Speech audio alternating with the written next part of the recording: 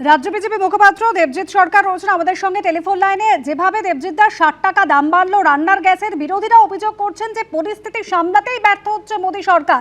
যুদ্ধের আজ এবার সরাসরি মধ্যবিত্তের হেসেলে কি কারণে আমেরিকা নিয়ন্ত্রণ করবে ভারতকে? কেন তারা তেল রাশিয়া থেকে কিনতে গেলে আমেরিকার অনুমতি নিতে হবে? সেই কারণে এরকম পরিস্থিতি তৈরি হচ্ছে।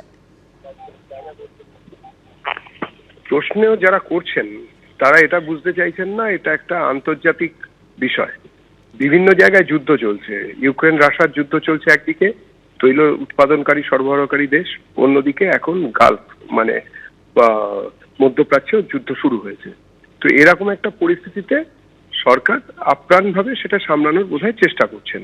এই বিষয়ে যা বলার কেন্দ্রীয় সরকারের মুখপাত্র বলবেন, কিন্তু যারা এই ধরনের ট্রাম্প চালাচ্ছেন বলে এই উদ্ভট অভিযোগ করছেন তারা সবটা হয় জানেন না, নইলে জেনেও মানুষকে গুলিয়ে দেওয়ার চেষ্টা করছেন। এটা ঠিক নয়। এই মুহূর্তে আমাদেরকে দেখতে হবে যে কি হচ্ছে, সন্তর্পণে মানে আন্তর্জাতিক পরিস্থিতির উপর নজর রেখে আমাদেরকে বিষয়টাকে পর্যালোচনা করতে হবে। এবং আজকে বেড়েছে আন্তর্জাতিক নিয়ম অনুযায়ী, আন্তর্জাতিক বাজারে ব্যারেল প্রতি তেলের দাম ওঠানামা করে এবং সেই অনুযায়ী সবকিছুর দাম, তৈল মানে পেট্রো প্রোডাক্টের দাম ঠিক হয়। এটা আমরা সবাই জানি। ধন্যবাদ দেবজিৎ। এক লাফে গ্যাসের দাম এতটা বাড়ায় সমস্যায় পড়েছেন সাধারণ মানুষ। মধ্যবিত্তের হেসেলে মধ্যবিত্তের পকেটে টান পড়েছে। দমদমের বাসিন্দা এক গৃহবধূ ইন্দ্রাণী চট্টোপাধ্যায়, তিনি জানাচ্ছেন এর জেরে খরচ অনেকটাই বাড়বে। পাশাপাশি এই প্রশ্নও তিনি তুলছেন, পরিস্থিতি স্বাভাবিক হলে কি গ্যাসের দাম কমানো হবে?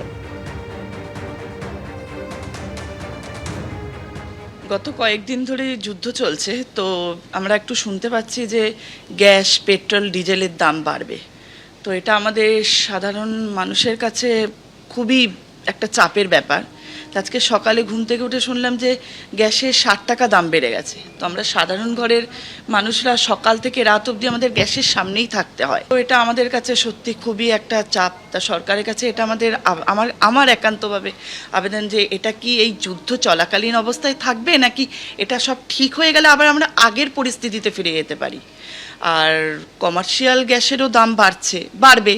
তো আমরা সাধারণ মানুষরা মাসে একবার তো রেস্টুরেন্টে একটু গিয়েই থাকি, পরিবার নিয়ে একটু আনন্দ করার একটু ভাবনা চিন্তা করি। তো সেখানেও তো সমস্ত দামগুলো বাড়বে। তো সেটা নিয়ে আমরা খুবই চিন্তিত। এদিকে যুদ্ধের মধ্যে আন্তর্জাতিক বাজারে ফের লাফিয়ে বাড়লো তেলের দাম। ব্যারেল প্রতি অপরিশোধিত তেলের দাম $90 পার করলো। 2020 এপ্রিলের পর আন্তর্জাতিক বাজারে সব থেকে দামি এই অপরিশোধিত তেল। আন্তর্জাতিক বাজারে ব্যারেল প্রতি তেলের দাম ছুঁতে পারে $125। আন্তর্জাতিক বাজারে ফের লাফিয়ে বাড়লো তেলের দাম।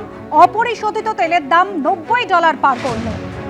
2020 এপ্রিলের পর আন্তর্জাতিক বাজারে সব থেকে দামি হলো অপরিশোধিত তেল।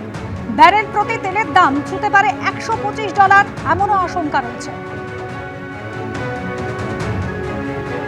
এবিপি আনন্দ, এগিয়ে থাকে, এগিয়ে রাখে।